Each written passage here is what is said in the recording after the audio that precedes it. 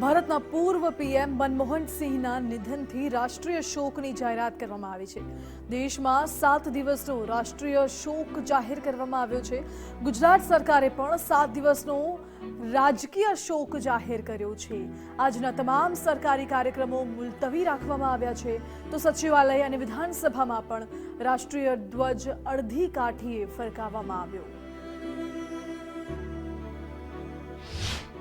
દેશના પૂર્વ વડાપ્રધાન ડોક્ટર મનમોહન સિંહના દુઃખદ નિધનને લઈને રાષ્ટ્રીય શોક જાહેર કરવામાં આવ્યો છે, ત્યારે રાજ્ય સરકારે પણ 7 દિવસનો રાષ્ટ્રીય શોક ડિક્લેર કર્યો છે અને તેને લઈને વિધાનસભા સચિવાલય સહિતના એ સરકારી સ્મારકો પર હંમેશા લહેરાતો એ રાષ્ટ્રધ્વજ દેશના પૂર્વ વડાપ્રધાન ડોક્ટર મનમોહન સિંહને શ્રદ્ધાંજલિ આપવા માટે હાલ અડધી કાઠીએ ફરકાવવામાં આવ્યો છે અને આ રાષ્ટ્રધ્વજને અડધી કાઠીએ ફરકાવીને ડોક્ટર મનમોહન સિંહના શ્રદ્ધાંજલિ આપવા માટેનો પ્રયાસ જે છે તે રાજ્ય સરકાર દ્વારા કરવામાં આવ્યો છે।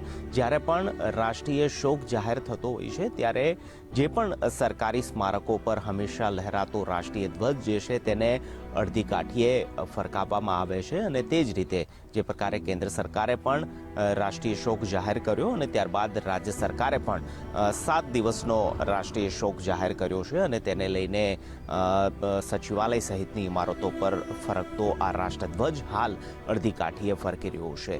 રાજ્ય સરકારે આ ઉપરાંત તમામ તેમના સરકારી કાર્યક્રમો જે છે તે પણ રદ કર્યા છે, તે પણ મુલતવી રાખ્યા છે। આજથી સ્વામિત્વ યોજના અંતર્ગત રાજ્યભરની અંદર કાર્યક્રમો હતા, પરંતુ આ રાષ્ટ્રીય શોકને લઈને તે તમામ કાર્યક્રમો મુખ્યમંત્રીના પણ આજના તમામ શેડ્યુલાઇઝ કાર્યક્રમો જે છે તે રદ કરાયા છે અને રાજ્ય સરકારે પણ દેશના પૂર્વ વડાપ્રધાન ડોક્ટર મનમોહન સિંહને શ્રદ્ધાંજલિ આપવા માટે 7 દિવસનો રાષ્ટ્રીય શોક જાહેર કર્યો છે। કેમેરામેન દીક્ષિત સાથે નિકુંજ જાની, ગુજરાત ફર્સ્ટ, ગાંધીનગર।